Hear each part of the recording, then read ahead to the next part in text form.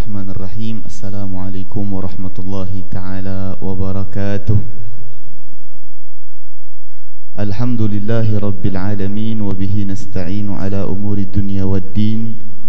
Wassalatu wassalamu ala ashrafil anbiya'i wal mursalin. Wa ala alihi wa sahbihi ajma'in. Subhanaka la ilma lana illa ma'allamtana Innaka antal alimul hakim. Qala rabbi shrah li sadri wa yassir li amri wahlul uqdatan min lisani yafqahu qawli bijahi nabi wa alih. Allahumma fasalli wa sallim ala sayyidina Muhammadin al-fatih lima ughliq wal khatim lima sabaq nasiril haq bil haq wal hadi ila siratikal mustaqim wa ala alihi wa sahbihi haqqa qadrihi wa miqdarihi al-azim. Amma ba'd. Alhamdulillah, sama-sama kita berkumpul di akhir bulan Masehi dan di awal bulan, ya, masuk belum awal bulan, tanggal berapa? Oh, akhir Muharram juga. Berada di minggu terakhir di bulan Masehi dan berada di tanggal terakhir di dalam bulan di tahun Hijri. Maka Muharram adalah bulan pengampunan Allah Subhanahu wa taala yang kita dianjurkan di dalamnya memperbanyak istighfar, taubat kepada Allah Subhanahu wa taala. Maka hati yang sudah banyak beristighfar kepada Allah, mau tidak mau hati tersebut akan bersih. Hati yang sering beristighfar kepada Allah, meminta ampun kepada Allah, melakukan kebaikan-kebaikan, lebih khusus di bulan Muharram, maka hati tersebut akan lebih bercahaya. Masuk bulan Safar, Safar bisa diartikan juga bimana sufroh, kosong. Artinya tadi hati yang pekat dengan kegelapan, pekat dengan maksiat kepada Allah Subhanahu wa taala, sering diistighfari, maka masuknya bulan Safar dia kosong. Maka bulan Safar adalah bulan kita memupuk, menanam ketanaman kecintaan, bibit-bibit kepada baginda Nabi besar Muhammad sallallahu ala alihi wa baraka wasallam, agar kelak Rabiul Awal Allah panjangkan umur kita, kita tinggal memanen apa yang kita tanam di bulan Safar ini.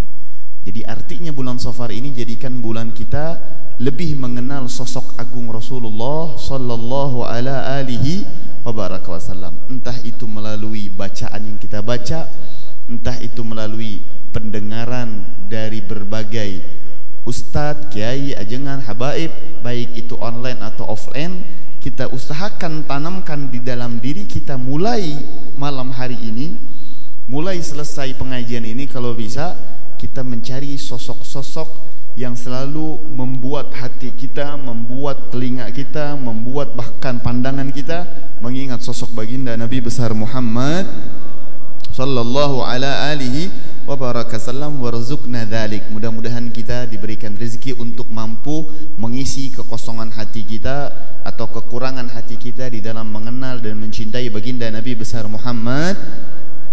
Sebelum kita melanjutkan Mahalul Qiyam, saya mau baca kitab fikih dulu, karena nanti habis Mahalul Qiyam Habib Dawilah akan meneruskan membaca kitab adab.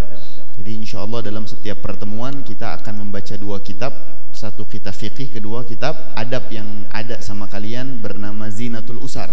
Jadi biar dua-duanya manfaat, biar dua-duanya kepake 30 menit ewang. Arkanul Iman. Kita masuk kepada pelajaran Arkanul Iman, rukun-rukun iman. Di dalam kitab Safinatun Najah dibahas tentang rukun iman. Setelah kita membahas pada pertemuan yang lalu tentang rukun Islam, kali ini muallif Syekh Salim bin Sumer, beliau membahas tentang wa arkanul imani sittatun, kata beliau. Rukun iman itu ada 6. Al-iman, apa sih arti iman? Iman secara bahasa artinya at-tasdiq. Apa arti iman?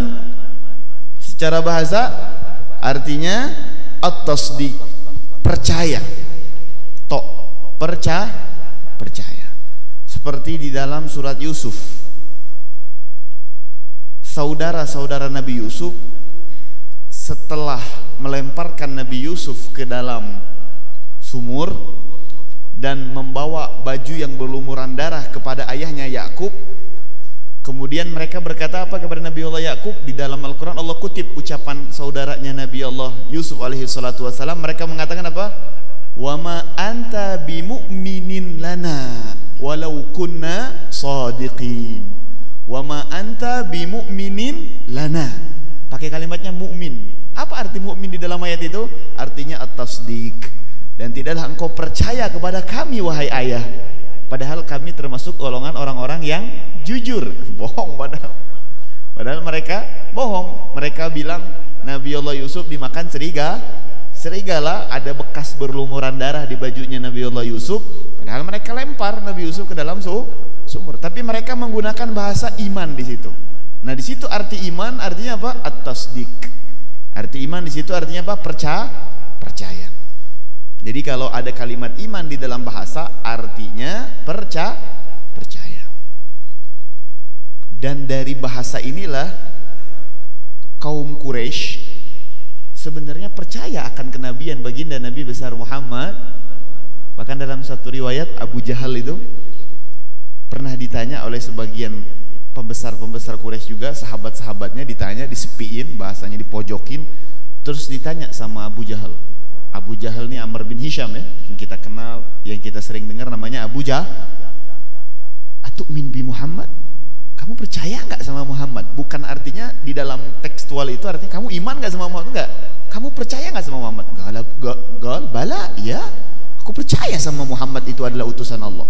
Tapi dari dulu kami dengan Bani Quraisy, aku dengan Bani Hashim itu sering berlomba-lomba. Kalau Bani Hashim punya kebaikan, kami juga harus punya kebaikan.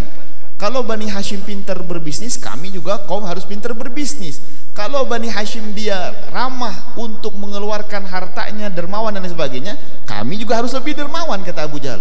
Sekarang Bani Hashim ngeluarin Nabi, emang kita bisa ngikutin Nabi kayak dia? Nggak bisa. Ya udah, mending gak usah percaya deh, gitu.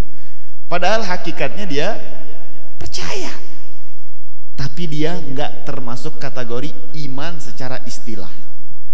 Ya, Abu Jahal itu dia percaya secara bahasa, tapi dia beriman tidak secara istilah. Apa iman secara istilah? Nih, iman secara istilah artinya huwa tasdiqu wal id'an. Percaya plus tunduk, percaya plus patuh, percaya plus ngikut dengan apa yang wajib diketahui secara keseluruhan oleh umat-umat baginda Nabi Muhammad di dalam ajaran baginda Nabi besar Muhammad sallallahu alaihi wa baraka wasallam. Itu mereka orang kafir Quraisy, mereka cuman iman doang, percaya tapi nggak tunduk, nggak mau masuk Islam, nggak mau mengikuti ajaran baginda Nabi besar Muhammad. Maka mereka tidak terkategorikan orang-orang yang beriman. Oke, orang yang beriman itu adalah orang yang percaya plus tunduk plus mengikuti plus dia mengetahui segala sesuatu yang wajib diketahui oleh keseluruhan umat baginda Nabi besar Muhammad. Artinya nggak mungkin ada kebodohan di situ. Seperti contoh apa? Adanya Allah. Mau nggak mau, kalau kita memang iman, kita percaya adanya Allah. Mau nggak mau, darurat semua orang yang mau masuk agama Islam dan mau beriman harus percaya bahwasanya yang pertama adalah Allah, yang kedua adanya malaikat. Ya, ini wajib semua orang tahu bahwasanya di dalam ajaran Islam, di dalam keimanan kita kepada Allah, salah satunya kita harus beriman kepada para malaikat dan seterusnya daripada rukun iman. Naam. Jadi rukun iman secara bahasa apa? At-tasdiq, tapi secara istilah iman artinya at-tasdiq wal id'an. Naam. Allah. Kemudian apa? Yang pertama kata beliau, arkanul imani sittatun. Yang pertama an tu'mina billah. Yang pertama kita harus beriman kepada Allah. Artinya beriman kepada Allah, kita beriman kepada Allah artinya kita meyakini tunduk bahwasannya Allah Subhanahu wa taala adalah Tuhan yang Maha Esa, yang sempurna dari segala sifat-sifatnya, yang terhindar dari segala kekurangan akan dirinya. Itu yang dimaksud dengan beriman kepada Allah Subhanahu wa ta'ala. Allah. Apa yang meyakini kita kalau ditanya sama non muslim, apa yang menyebabkan kamu mau bertuhan? Kalau ada yang nanya kayak gitu, kita jawab apa? Emang ciptaannya tahu dari mana? Ini yang nyiptain semuanya Allah. Kita pengen tahu nih, kalau ada orang non muslim ya. Kalau orang Islam kamu nanyain tentang ketuhanan, ya dalil banyak dalam Al-Quran. Ini orang non muslim kan gak percaya dalil, apalagi ateis kan. Dia tiba-tiba nanya sama kalian, dari mana kalian tahu adanya Tuhan? Jawab non. Kan kita beriman adanya Allah, betul? Beriman adanya Tuhan. Apa yang menyebabkan kita sangat yakin adanya Allah? Wajah-wajah efek lapar gitu ya. Karena kita merasakannya. Dan sesuatu hal yang dirasa tidak harus selalu terlihat. Sesuatu hal yang dirasa tidak selalu semestinya hukum logika kita menyatakan sesuatu hal yang dirasa wajib dilihat. Betul nggak? Kalau dia nggak percaya, panggil, deketin, tabok, cabok sekali atau cubit. Nanti dia akan berteriak apa? Sakit. Bohong kamu. Kata dia kata kita, jangan kata dia. Dia bilang sakit nih. Atau dia tiba-tiba datang ke kita ngomong sakit gigi. Bohong kamu sakit gigi. Mana buktinya? Ya nggak bisa dibuktiin, tapi orang ngerasa gitu. Sesimpel itu aja, nggak usah pakai liar-liar. Sesimpel itu. Karena kami merasakan adanya Tuhan, dan perasaan kami atau rasa ini nggak bisa selalu dibuktikan, nggak bisa selalu ditunjukkan. Ya, jadi itulah yang menyebabkan kita yakin bahwasannya adanya tuh. Oke, kamu yakin adanya Tuhan, tapi tahu dari mana Tuhan itu Allah? Tuhan itu kan banyak. Kata mereka, ini yang kurang itu. Ini kan banyak doktrin-doktrin di kuliahan, di pergaulan dan sosmed dan lain sebagainya. Siapa yang meyakini tahu dari mana Tuhanmu Allah?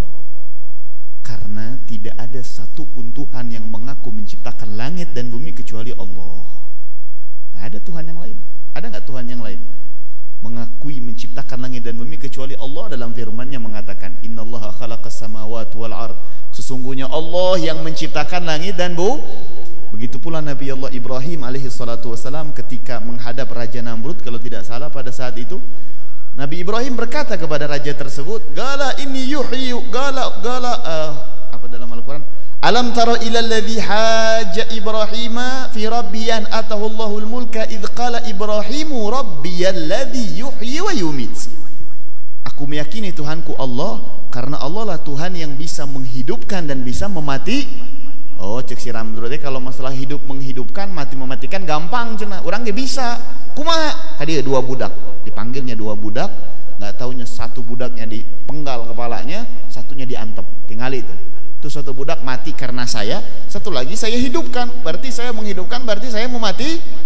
Tuh lamun geus sombong na tingkat tinggi tadi, uluan wa zulman, mun geus sombong ego na terlalu tinggi, kadang dia menghalalkan segala cara dan menganggap suatu hal yang batil jadi hak. Terus apa kata Nabi Allah Ibrahim? Apakah Nabi Ibrahim berhenti? Enggak. Sama Nabi Ibrahim kemudian dikatakan, Gala yuhyi wa yumit. Gala fa inni ana uhyi wa umit. Gala alam tara ila alladhi haji Ibrahim fi rabbi an atahu Allahul mulka idh qala Ibrahim rabbi alladhi yuhyi wa yumit. Gala ana uhyi wa umit. Gala Ibrahim fa inna Allah ya'ti bisyamsi minal masyriq fa'ti biha minal maghrib fabuhita alladhi kafar. Akhirnya sama Nabi Allah Ibrahim diajak diskusi, diajak berpikir. Kata Nabi Ibrahim, kalau memang engkau masih mengaku Tuhan, ketahuilah Tuhanku Allah bisa menjadikan matahari terbitnya dari timur. Coba kalau memang engkau Tuhan, terbitkan matahari dari barat.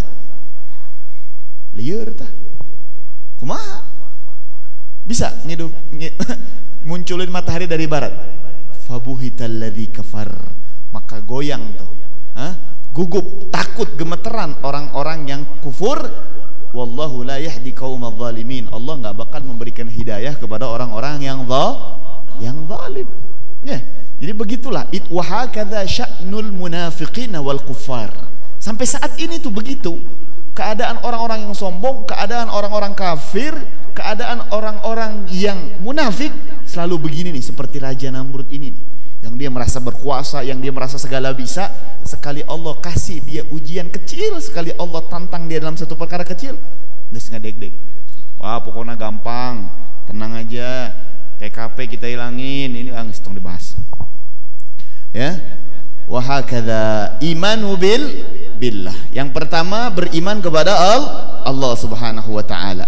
Dan kita harus belajar nih tentang iman kepada Allah Subhanahu wa taala mulai dari kitab-kitab yang kecil.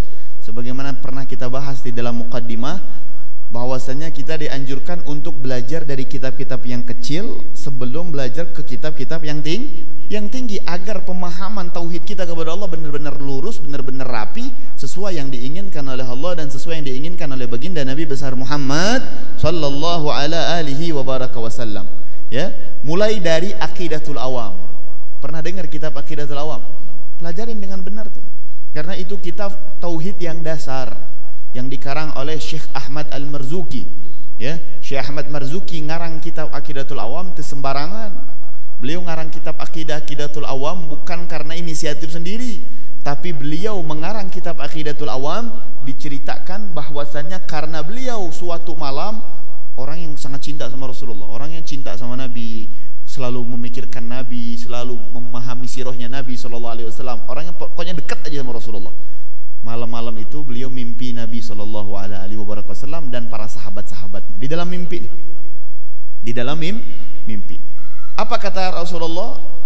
Ya Ahmad, wahai Ahmad Marzuki, kata Rasulullah dalam mimpi nih, jangan diselewengkan nanti dipotong videonya. Ya Ahmad, man qara'a hadhil abyad, aku akan ajarkan kepadamu beberapa bait. Man qara'aha, siapa yang membacanya, atau man hafidhaha, barang siapa yang menghafalnya ini syair-syair bait, maka akan selamat daripada hari kiamat, masuk surga, dakhalal jannah. Yang menghafal ini bait akan masuk surga. Akhirnya dikasih sama Rasulullah SAW bait-bait yang ada di dalam Aqidatul Awam. Setengah bait Aqidatul Awam itu beliau dapati dari mimpinya, setengah lagi baru karangan beliau. Nah itu namanya buku Aqidatul Awam untuk karangan Syekh Ahmad Al-Marzuki. Biasanya kalau Aqidatul Awamnya udah kuat, udah mateng, kita disuruh untuk belajar Durusut Tauhid karangan Imam Haddad.